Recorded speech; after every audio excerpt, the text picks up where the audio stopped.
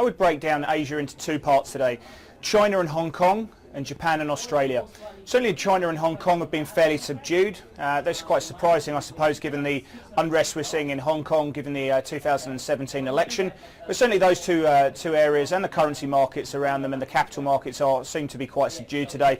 That can't have really been the same said in Japan and Australia, where there's been quite a lot of news flow. In Japan, certainly we were reacting to the really poor vehicle sales numbers that came out after market, down 5%. Dollar yen's been on an absolute tear today as we broke through the August 26 highs of 104.50. We've traded up to 104.87. We're really looking forward to that year's high now of 105.44. It seems that there's going to be a few option sellers around the option barriers around that 105 level, and it seems the traders are trying to fade the move around that. But certainly when we saw the dollar yen pair moving above that previous high, creating a new higher high, it certainly put big ramifications into the US dollar against other pairs, and that's why we saw the Aussie dollar, Euro dollar, cable all falling away in mid-morning there.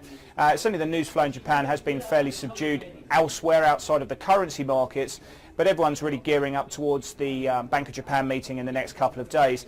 In Australia, as I say, the Australian dollar had a bigger move based on the US dollar move earlier in the session. We did see the balance of payments numbers. They were really interesting for me from a currency perspective, because we saw another huge raft of inflows into the portfolio accounts into Australian Commonwealth government bonds. And now foreigners who hold Australian government bonds are around about 70% of the total issuance, which is probably one of the highest levels we've seen for quite some time, and shows just the broad appeal that traders and investors around the world have of chasing that yield, which of course is keeping the Australian dollar so strong, especially against currencies like the pound and the euro as well.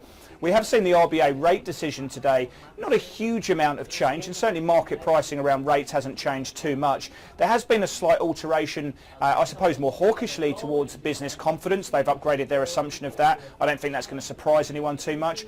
They've changed their opinion of what's happening around Chinese housing. They've put a bit more concern into that, and they've shown a bit more concern, I suppose, around the investment side of things in the resource sector. We have seen the Australian dollar drop a touch. I think that's probably more to do with the fact of positioning. The Australian dollar is a little bit over-owned at the moment. I'd probably suggest a little bit of a move, maybe 40 or 50 pips lower than where we are in the short term, but that's going to be driven by US dollar strength. But ultimately the RBA rate decision today hasn't really given us a whole lot of new news. I certainly think the housing market seems to be the area of strength that the economy has got at the moment.